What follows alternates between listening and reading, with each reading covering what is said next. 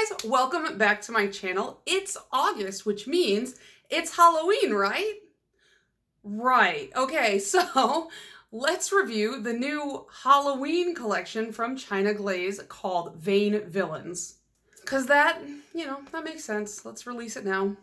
Why not? If you've been following my channel for a while, and if you are a member of like the greater nail polish community, which I'm sure you are if you're following me, you know that I, as well as many others, really look forward to the China Glaze Halloween collection every year. It's kind of like, in my opinion, their most important collection that they release every year because they tend to do the most interesting take with like a good variety of finishes and just like a fun concept. One of my favorites in the past was this 6-piece all black collection, and it was 6 different finishes of a black polish. That one was one of my favorites.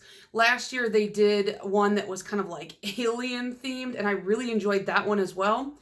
So imagine my surprise when somebody posted the promo image over on Instagram and it was this.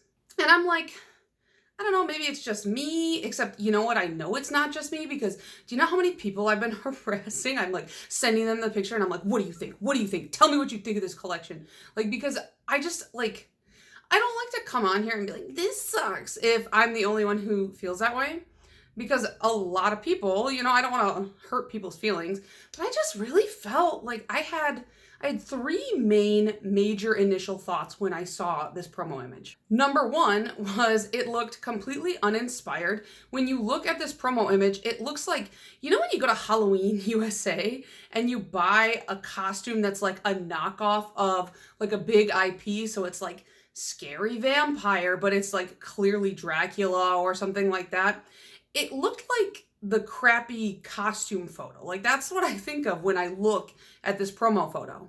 My second thought was, did they like push their summer neons into the fall? Because this is a weirdly neon collection for Halloween. And I'm not saying that like Halloween can't have neons. I think of like, sometimes there's like black light paint and stuff like that involved in Halloween. But when I looked at it, I'm looking at it now because I'm just so like, what the heck? And it just doesn't like scream Halloween to me as a cohesive collection. There's a couple colors where I'm like, yeah, I could see how that would fit. I could see how that would fit. But as a whole collection, it didn't feel right.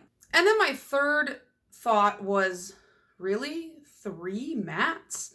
Like, China Glaze usually does a really good mix of finishes when they do a collection. So for 50% of the collection to be the same exact finish, I don't know. Maybe I'm wrong. Maybe I'm reading too much into that. Maybe other collections have had a bigger variety, but it's just, I don't love China Glaze's matte formula. So for them to be 50% matte, I was just kind of like, oh, okay, we're doing that.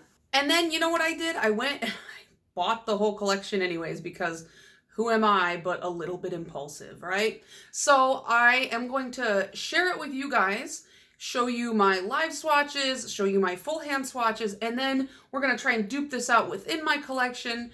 And then at the end, I'll talk about my thoughts and just a couple issues I had with my order and things like that. So up first of the 3 mattes is Sinful Soul, and this is the bright white. And all 3 of these, I would say, dry down about the same. They're a little bit matte, but I would kind of liken them more to Zoya's satin finish. They don't dry down very quickly at all, and they do look a little bit lumpy if you're not careful. This is definitely an improvement on China Glaze's previous matte formula, which dries down too fast and is incredibly lumpy, but this still leaves a lot to be desired. And you'll see here in my full hand swatch, you can pretty much just recreate this with any white polish in your collection and a matte top coat. Next we have Twisted Sister, which is a pinkier magenta color. I thought this was kind of a strange color for the collection, but what can you do? This is another one of the mattes. There's 50% mattes in this collection. I'm not sure what they were thinking, but the first coat does go on pretty smoothly. It swatches the same as the other two mattes in this collection, and you'll see the third one after this. And on that second coat, it does become fully opaque, but again, it dries down incredibly slowly, which, you know, it is common for mattes to take a little bit longer to dry, but these, they dry down really slow, and they are just not that full chalky chalkboard matte that I love. Again, this one has more of a satiny looking finish. And the last one is called Evil Queen. This is a matte black. You can see my bottle looks pretty disgusting.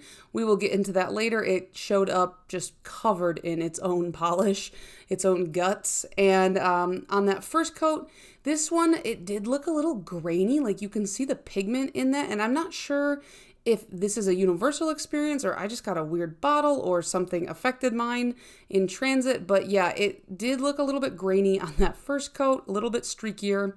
On that second coat though, it does become fully opaque. I was struggling with this formula a little bit on the black, but that is because, as I'll tell you later, the bottle arrived 1/3 less than full, and so I think that maybe some air kind of got exposed to this formula, and that's why it's a little bit patchier and a little bit gummier.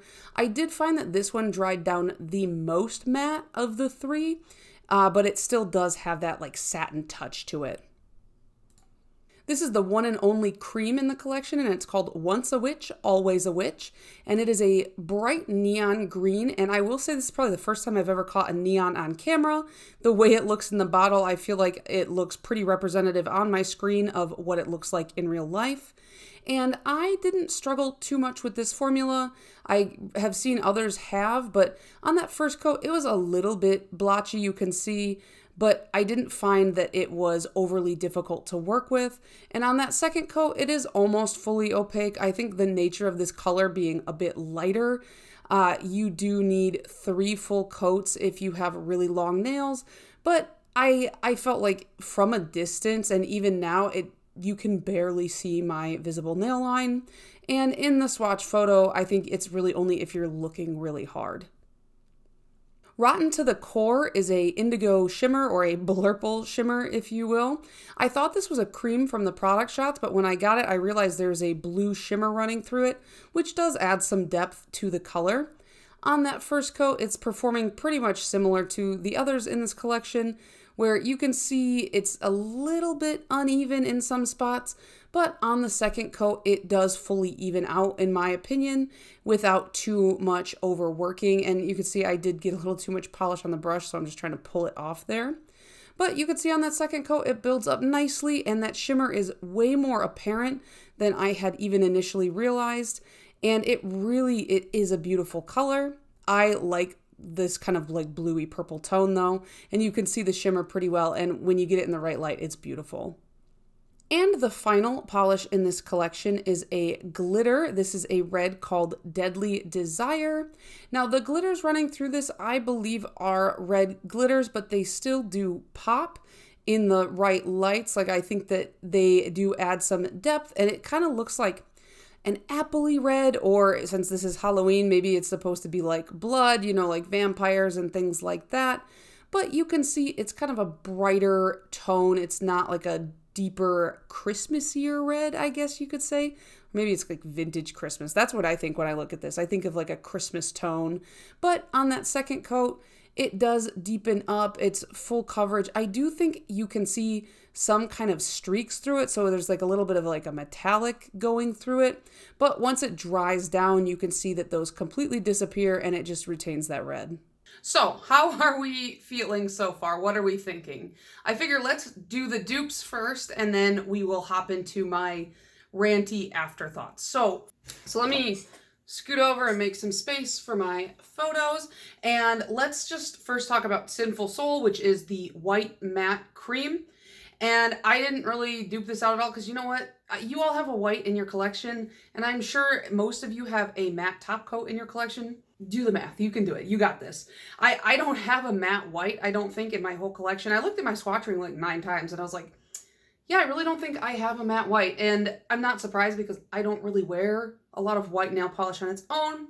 So I just feel like any white with a matte top coat over it is not only going to dupe this out, but it's going to look 10 times better because the mattification, if that's a word, of this particular polish, it was more like a satin finish. Like Zoya has like those kind of semi-matte satins, and that's what this reminded me of. It didn't go full chalkboard matte like you would expect. Next we have Twisted Sister, which is the, would you call it magenta? I'm just thinking of like Blue's Clues. This is what Magenta the dog looked like. So yeah, this magenta matte cream.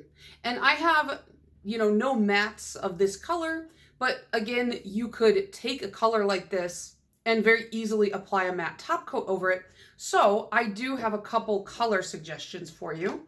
And I'm going to show you on the right-hand side, I am putting down Ciate London's Cupcake Queen. And this is a pink that's in a similar tone. I think it's just a little bit brighter, a little bit lighter than the China Glaze. And it does have a bit of a shimmer running through it that it might pop a little bit if you put a matte top coat over it. But I think that shimmer matte is more interesting than cream matte. So, and that's just my personal opinion. That is like a fully subjective thing. But the other polish that I chose is also a shimmer. I'm sorry. This is OPI's Pompeii Purple. Now this one has a little bit more of a neon-y looking flare, and I don't know if that's just because of the bluish shimmer running through it that really makes it pop and is a little bit more vibrant, but honestly, I'm not even like an OPI gal. Like my favorite mainstream nail polish brand is in fact China Glaze, which is why this hurts so much. But I think that out of these colors that I'm showing you right now, I would reach for the OPI before I reached for anything else. Next, we have that black matte called Evil Queen. Now this one, I would say the exact same thing to you. Take any black in your collection, throw a matte top coat over it. Not that hard. But I also do have a dupe for this one, although I don't know if it's any better. You be the judge, because it's also a China Glaze matte, and this is called Shadies and Gentlemen. This one came from the all black collection I mentioned at the beginning of this video, and I think this is more, I just want to show you that even though I don't like the China Glaze matte formula, look at how far it has come in just a few years, because Shadies and Gentlemen dries down so fast that you can't really get a good coat of it down. Maybe if I had like really short nails, I might be able to work fast enough, but it just dries down so quickly that it's hard to not get it to be lumpy. You get what I'm saying? And so I worked a little bit faster on that second coat, and it ended up looking kind of okay. And it does dry down way better, in my opinion, than the Evil Queen that we got in the Vain Villains. It's way more that chalkboardy matte that I like. You know, I want it to look like visibly matte. I don't want it to look like kind of oily, which is how I feel like satin mattes look. So I prefer the look overall of Shadies and Gentlemen if you can apply it right. But ultimately, I just think they both kind of suck. I think that matte colors are just way more easily achieved by a matte top coat. Just get a good matte top coat and you'll never have to buy a matte polish in your life, you know? And the other thing about this, and this is something that I think that most people are not going to agree with me on, this is just my preference. When you look at these bottles, you know, this one is the new one. This is Evil Queen, and it has a cap that says matte all over it. And in fact, all the ones in this collection that are matte, they do have that like matte writing on the cap. I don't like it. I think it's ugly. I like, you know, when they had their Dippin' Dots collab, they put Dippin' Dots on the cap, and I thought it was cute. But like the matte thing, I don't know, it just doesn't, it's not fun, so I don't like it. So I liked what China Glaze did before, where they used a frosted glass bottle to denote that it was matte, because it's just prettier that way. It looks so classy and elegant. And this just kind of looks like, I don't know. But I think that more people will like this because it's like way more visually apparent when you're looking in a drawer versus like a slightly frosted bottle. But my preference is the bottle that is frosted. So now getting into the non-mattes of this collection, we have one cream, and it's called Once a Witch, Always a Witch. And it is a very vibrant, bright green. And I didn't have anything like to perfectly match this color. I was kind of surprised. So on the right-hand side, you're going to see Color Club's Anything But Basic. And it's, I think, a far more bleached out tone in that same color family. And I think that one's really fun. I love a bleached neon. It is definitely a more summery look than a Halloween look, but I just wanted to give you guys some ideas. And then on the left-hand side, we have that China Glaze Dippin' Dots shade called Frosty Lime. Now this isn't a cream. It's got like kind of a shimmery, flaky thing running through it, but I felt like the color tones were a lot more similar. And because it had something running through it, in my opinion, it's just more fun that way. Rotten to the Core is this kind of indigo or blurple, if you will, color. And it is not a plain cream. I thought it was when I first saw the product shots, but when I got it in my hands, I realized there is a blue shimmer running through it. I didn't have anything that was like exactly the same with the shimmer running through it, but I do have a couple colors that I felt really matched fairly well. So on the right-hand side is China Glaze's I Got a Blue Attitude. And I feel like it looks pretty similar, just minus the shimmer. And maybe Rotten to the Core is a little bit darker, but it's hard to tell because I think that shimmer is affecting my perception of the actual base color. And then on the left-hand side, we have a Ciate London's called Violet Haze. And this is definitely a darker version in this tone, but it's just another option. However, I will say my luck with a lot of the Ciates, these little plant pots, they are a little bit more sheer. So even colors that you'd think would only need 2 coats need 3. And I feel like this one was a little bit patchy. I don't know if it's apparent from my little swatch here, but yeah, so just be cautious with those. I would say don't run out and buy a plant pot. If you like this color, I would say buy the China Glaze color. And the last color in this collection to dupe out is Deadly Desire, and this is a glittery red. Now, I'm surprised I had as many as I did to dupe out in this. I actually had to narrow it down. So I picked the 2 that I thought were the best. And the first one on the right-hand side is Orly's Star Spangled. And it's pretty similar. I would say it's just a little bit brighter than the China Glaze, but pretty much the same concept. I actually really loved this color for a long time, which is kind of surprising. And then on the left-hand side is the Essie Roses Are Red. I believe this is from a Valentine's Day collection. I think the glitters are chunkier in Roses Are Red, and they might be just silver glitters in a jelly base, whereas I think in the other 2, they are red glitters in a red base, or the base just really covers up the color of the glitters and makes them appear red. But either way, I think the glitters stand out just a little bit more in the Essie. But they all 3 kind of look like Christmas colors regardless. So I don't know, you just kind of have to pick and choose what you prefer.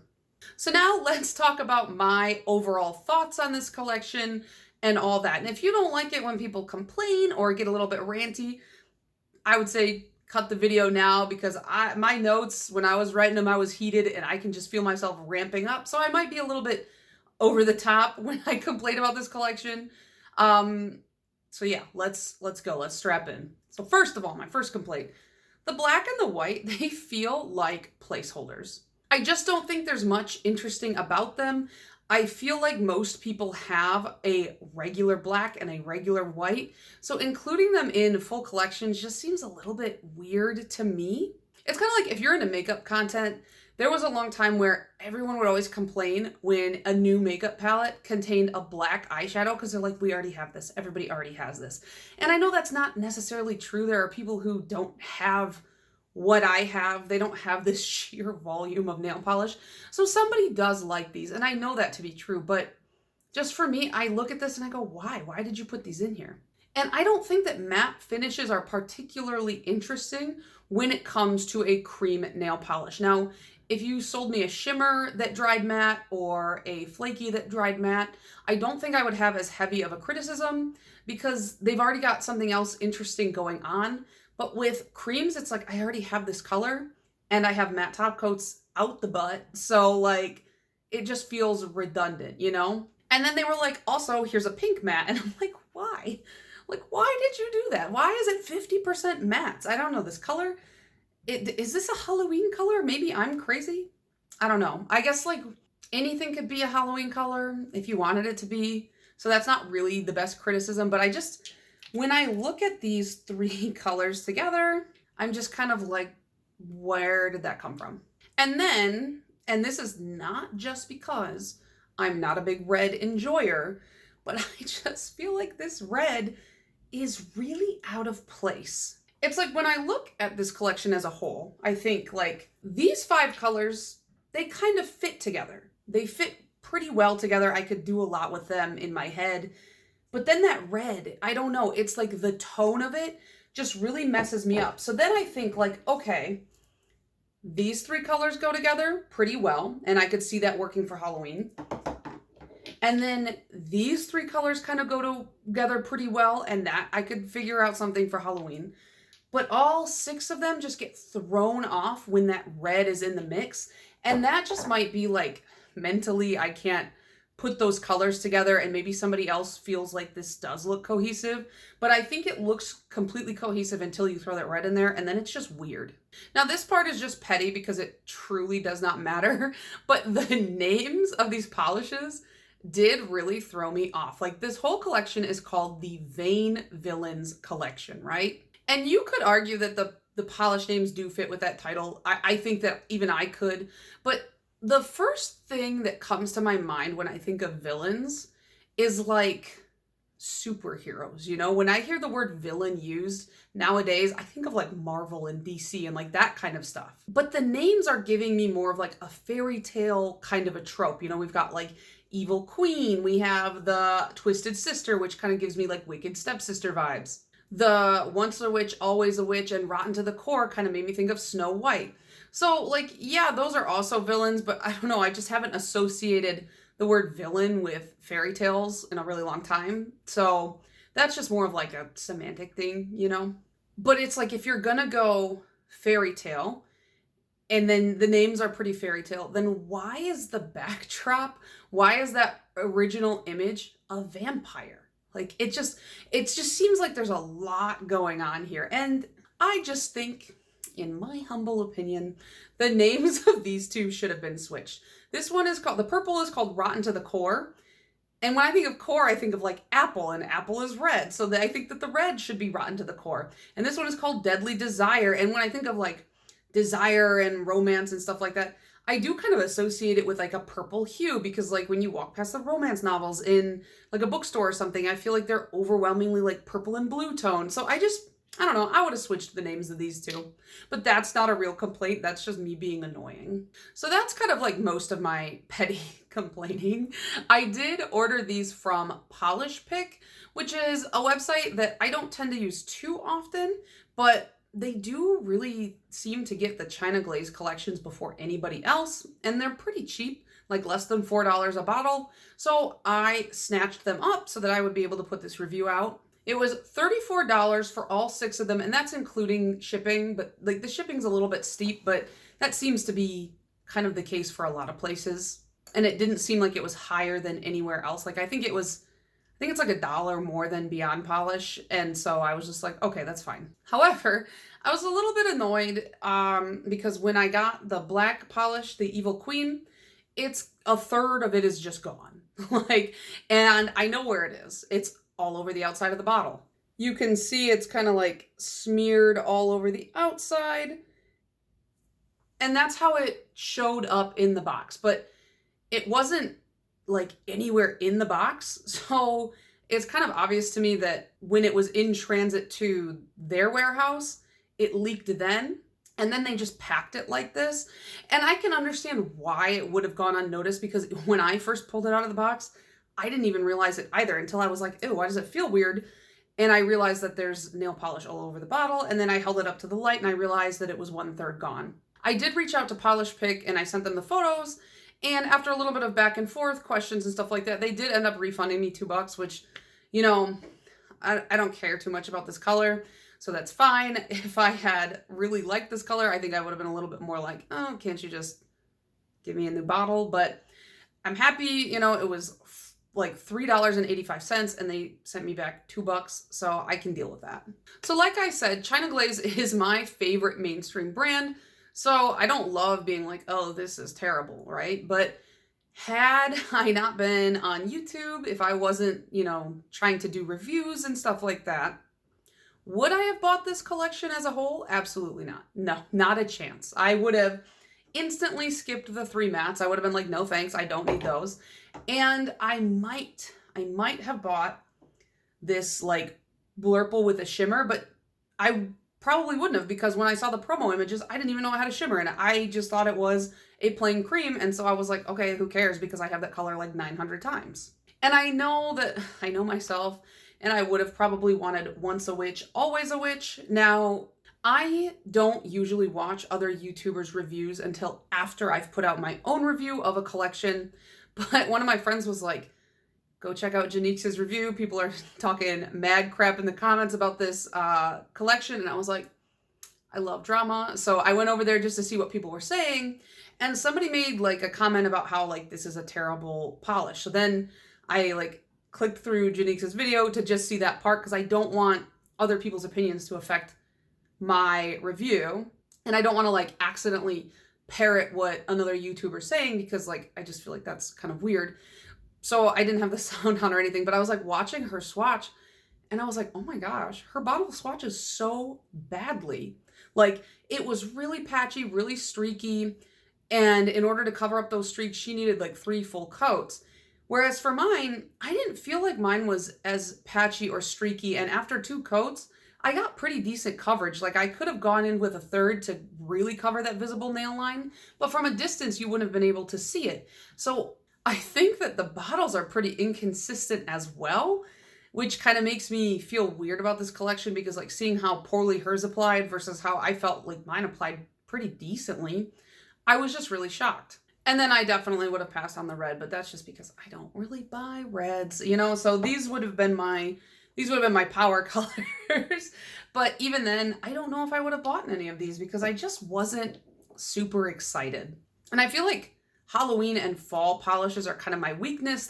A lot of people really bring their best when they're making these themes. And so I just kind of felt a lot disappointed. I was like, really? That's what you're bringing? But yeah, that is my review of the China Glaze Halloween collection. So far, everybody I've talked to has kind of been on the same page as me. Maybe they weren't being as dramatic as I was, but most people were like, yeah, that's a pass, or yeah, it's uninspired, or yeah, I don't care for it. So I would really love to hear from you guys and what you think of this collection. Do you like it? Are you interested in any of them? Is it something that might be unique to your own collection? Because as somebody who has almost 1,600 polishes at this point, it is harder to find stuff that's unique to me. So I'm really hesitant to be like, oh, this is like absolutely 100% trash, because like nail polish is just super subjective, But I will say, I didn't feel like the formulas were overtly bad, at least not on my batch. I just didn't like how phoned in this collection felt, But yeah, let me know what you guys thought. Let me know if I'm like missing something huge with the theming and stuff like that. And let me know if you're going to pick anything up. I really appreciate your guys' comments, and I will see you in the next one. Bye.